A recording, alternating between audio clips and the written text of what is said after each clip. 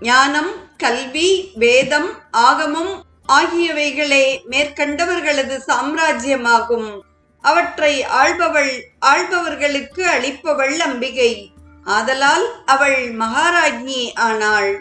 மகாராஜ்யம் என்பது அனைத்து தத்துவங்களையும் அண்டங்களையும் தன்னுள் அடக்கிய ஸ்ரீசக்கரமாகிய அம்பிகையின் யந்திரமாகும். அதனுள் பரிவார தேவதைகள் புடைசூழ அரசாள்பவள் அம்பிகை.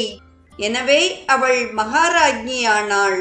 அவ்வாறே ஸ்ரீபுரமாகிய அவள் உலகு, ஸ்ரீவித்தையாகிய அவள் மந்திரம் போன்ற யாவும் மகாராஜ்யங்கள்.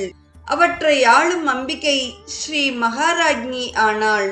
காஞ்சியில் ஆள்பவள் காமாட்சி, மதுரையில் ஆள்பவள் மீனாட்சி.